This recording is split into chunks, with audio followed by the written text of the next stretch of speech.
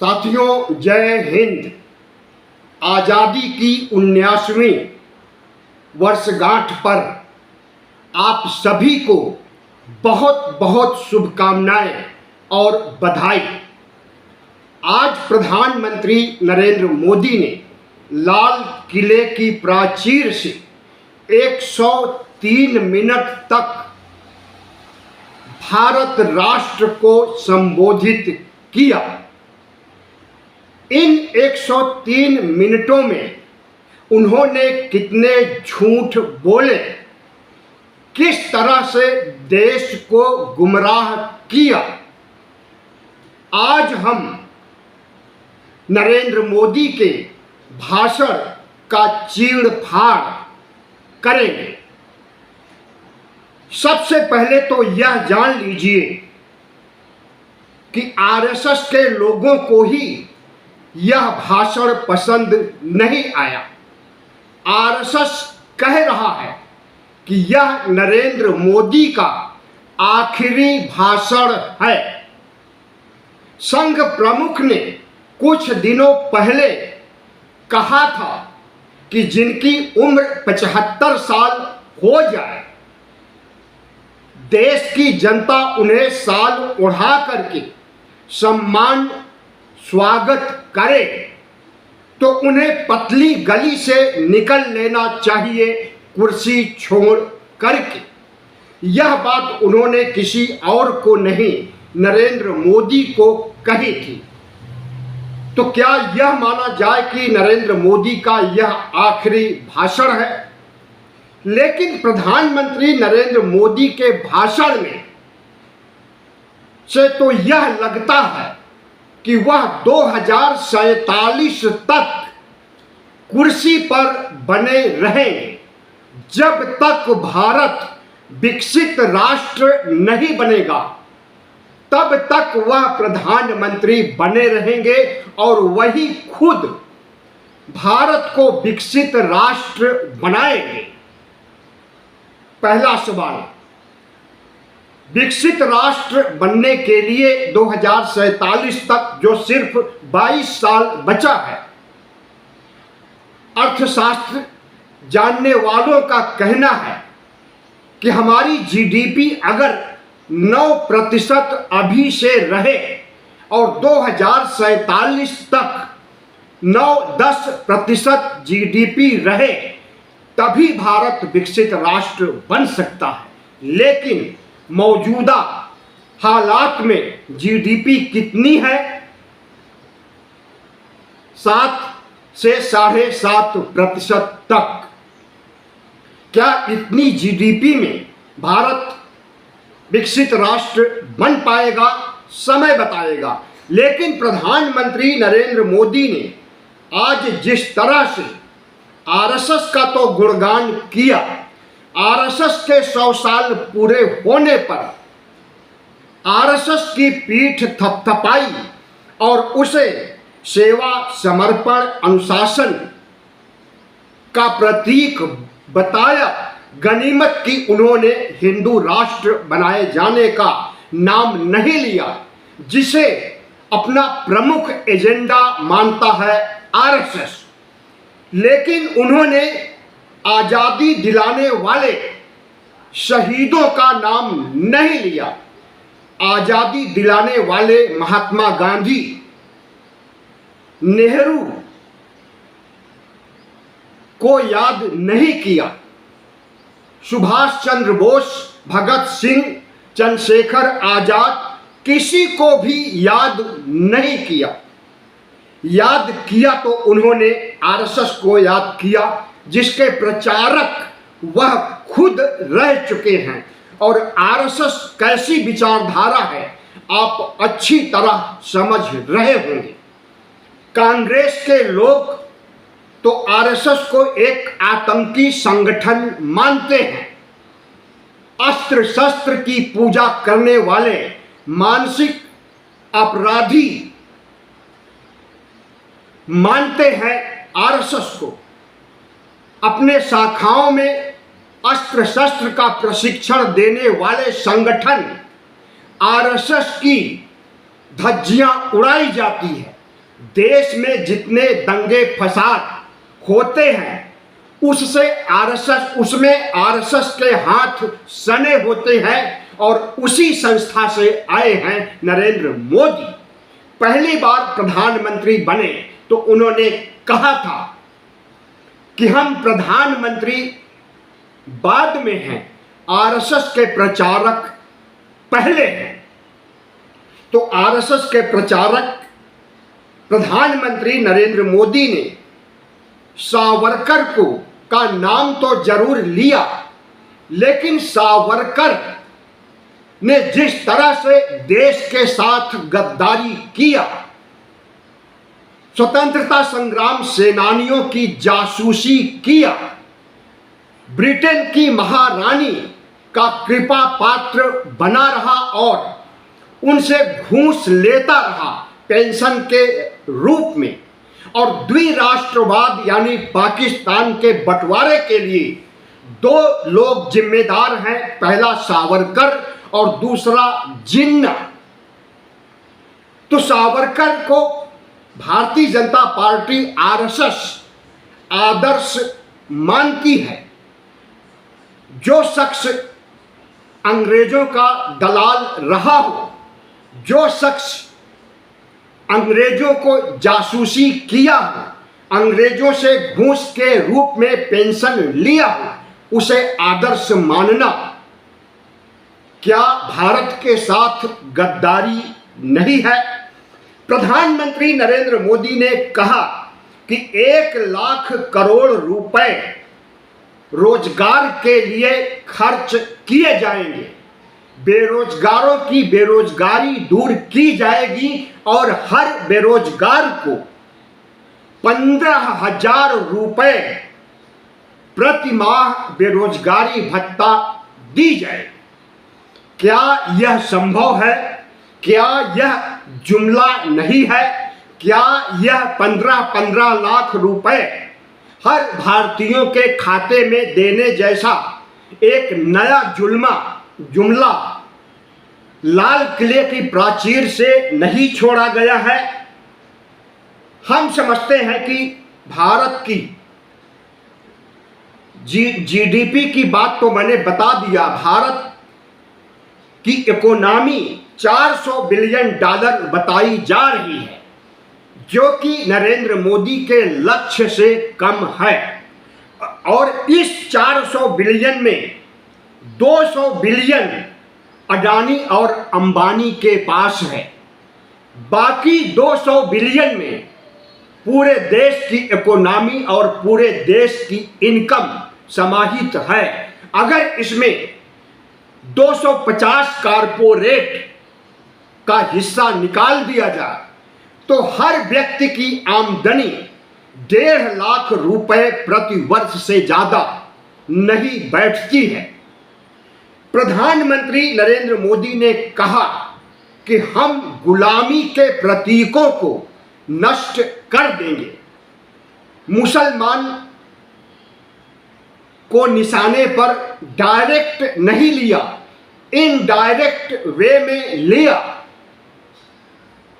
कि उनके पुरावशेषों, उनकी मस्जिदों और तमाम पिकनिक स्पॉट जो कि गुलामी के प्रतीक हैं, उन्हें ढहा दिया जाएगा। ऐसा नरेंद्र मोदी ने कहा कि गुलामी के प्रतीकों को खत्म करेंगे निकट भविष्य में।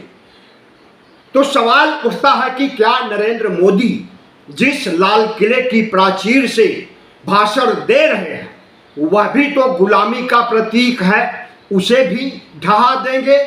ताजमहल जो दुनिया का 8वां आश्चर्य है, शाहजहां ने बनवाया था, गुलामी का प्रतीक है, उसे भी ढहा देंगे। पुरानी संसद भवन जिसे अंग्रेजों ने बनाया था उसे भी ढहा देंगे।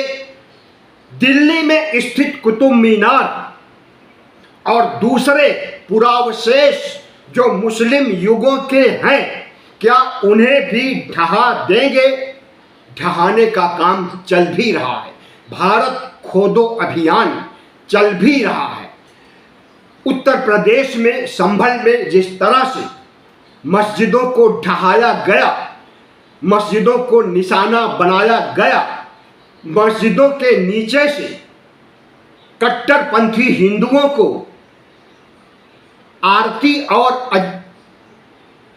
शंख की आवाजें आती हैं और वह हर एक संभल के मस्जिद को गिराने के लिए प्रतिज्ञाबद्ध हो गए हैं मुख्यमंत्री योगी आदित्यनाथ। इसी तरह से लगभग 3000 मुस्लिम पुरावशेषों को चिन्हित किया गया है देश भर में ढहाने के लिए।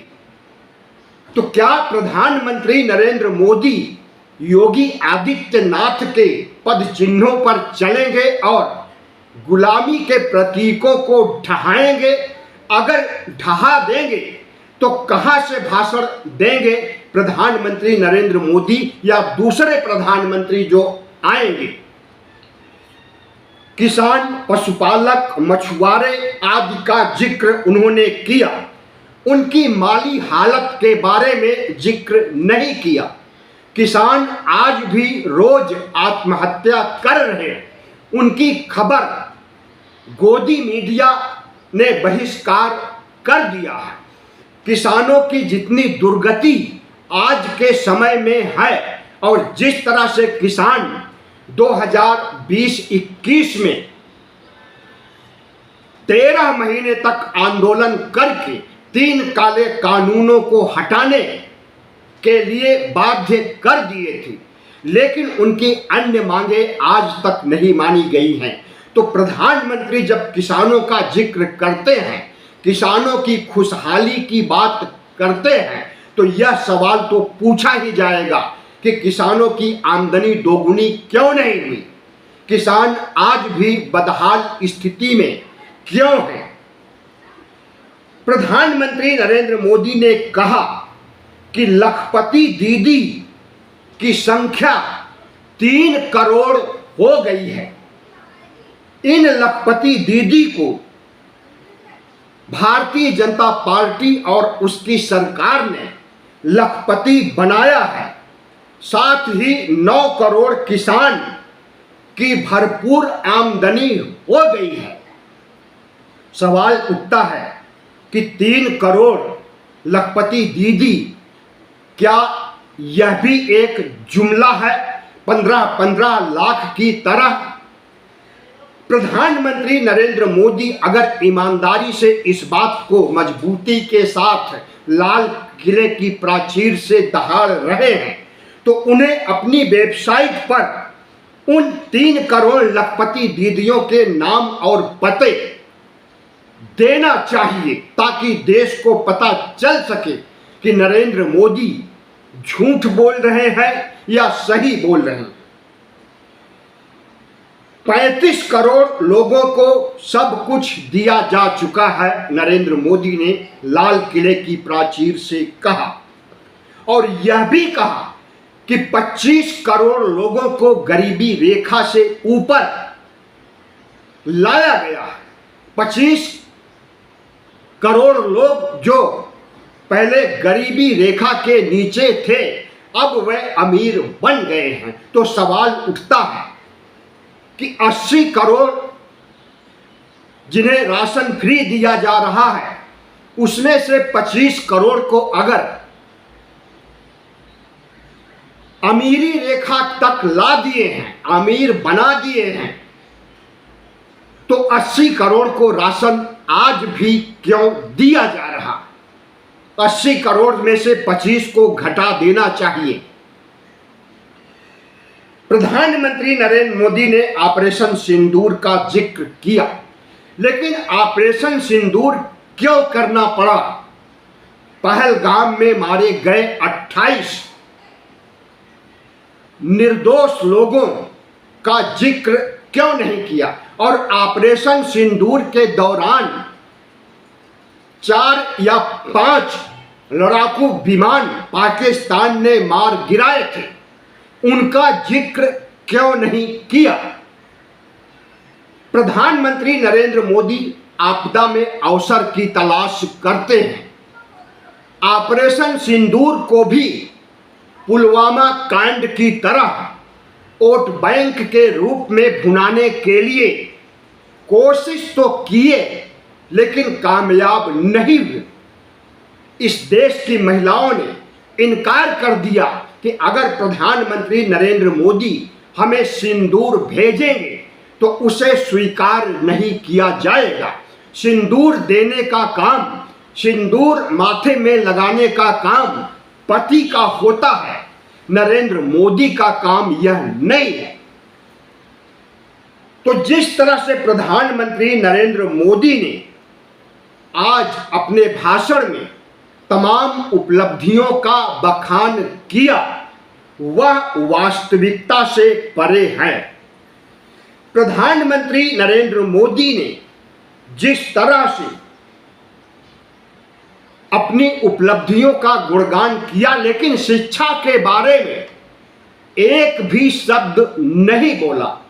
प्राथमिक शिक्षा से लेकर के उच्च शिक्षा तक जितनी दुर्गति हो रही है शिक्षा की, हमें लगता है कि इतनी दुर्गति और किसी भी क्षेत्र में नहीं है। 11 साल से प्रधानमंत्री नरेंद्र मोदी राज कर रहे हैं और इन 11 वर्षों में लगभग 90,000 प्राथमिक विद्यालय बंद किए गए हैं। 5,000 प्राथमिक विद्यालय तो अभी अभी उत्तर प्रदेश में बंद किए गए हैं।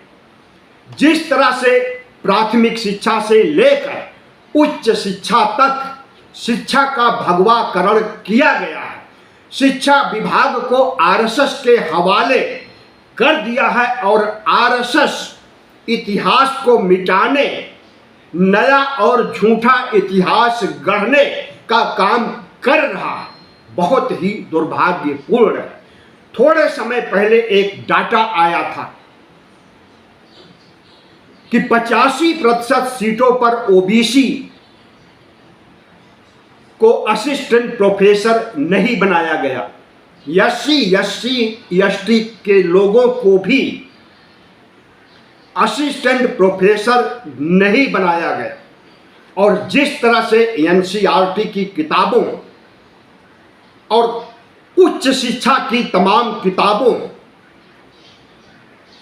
इतिहास की किताबों में हिंदुत्व की भावना भरी गई है, धर्मनिरपेक्ष भारत की छवि खत्म की गई है, इस पर भी इस देश को ध्यान देना चाहिए।